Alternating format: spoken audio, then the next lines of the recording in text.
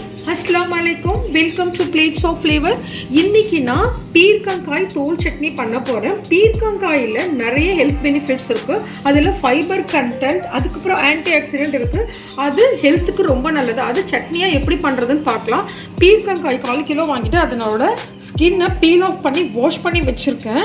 அதோட 1 ஆனியன் ஃபைனாக சாப் பண்ணி வச்சுருக்கேன். Small amount of ginger, 5 garlic pearls, 3 green chilies, அதுக்கப்புறம் கர்ரி லீவ்ஸ் கொஞ்சோண்டு.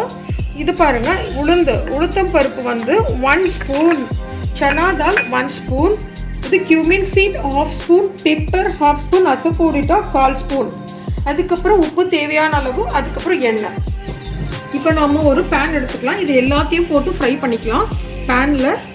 பேன் சூடானதும் ஒரு 2 டேபிள் ஸ்பூன் அளவுக்கு எண்ணெய் ஊற்றிக்கோங்க. இப்போ எண்ணெய் சூடானதும் நம்ம எடுத்து வச்சிருக்க சனா தால், ஊரட் தால் ரெண்டுத்தையும் போட்டு கொஞ்சம் ஃப்ரை பண்ணிக்கலாம். ஃப்ளேம் வந்து கொஞ்சம் மீடியமாக வச்சுக்கோங்க.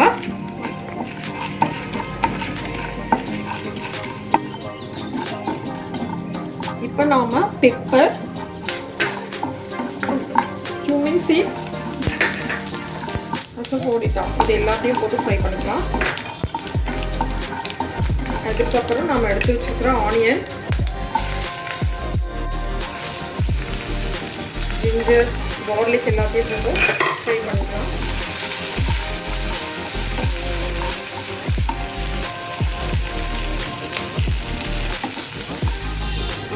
அதுக்கப்புறம் லெமன் சைஸ் புளி,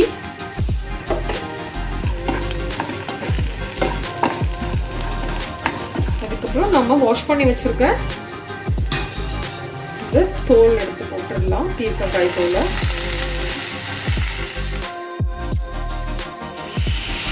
உப்பு தேவையான அளவு.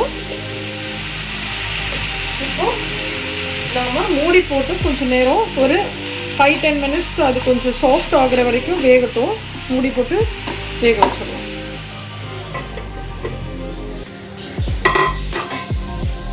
கர்ரி லீவ்ஸ் போட்டுருங்க.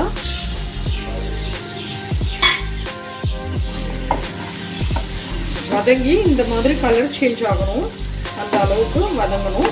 அதுக்கப்புறம் ரூம் டெம்பரேச்சர் வந்ததுக்கப்புறம் நம்ம மிக்ஸி ஜாரில் அரைச்சிடணும். டெம்பரேச்சர் வந்துருச்சு. இப்போ நம்ம இதை மிக்ஸி ஜாரில் அரைச்சிக்கலாம். அடுத்து அவ்வளோதான், அரைச்சாச்சு பாருங்கள். இப்போ நாம் இதை பவுலில் ட்ரான்ஸ்ஃபர் பண்ணிக்கலாம். இப்போ நாம் தாளிச்சிக்கலாம். தாளிக்கிறதுக்கு பேன் எடுத்துக்குவோம். பேன் சூடானதும் கொஞ்சம் எண்ணெயை விட்டுக்கலாம், 1 ஸ்பூன் அளவுக்கு. கடுகு, கொஞ்சம் சீரகம், கடுகு வெடிச்சதும் நாம் கொஞ்சம் கருவேப்பிலையும் கொஞ்சம் வரமிளகாயும் போட்டு தாளித்து இதில் ஊற்றிடலாம். வரமிளகாயும் கருவேப்பிலையும் போட்டு தாளிச்சிக்கலாம்.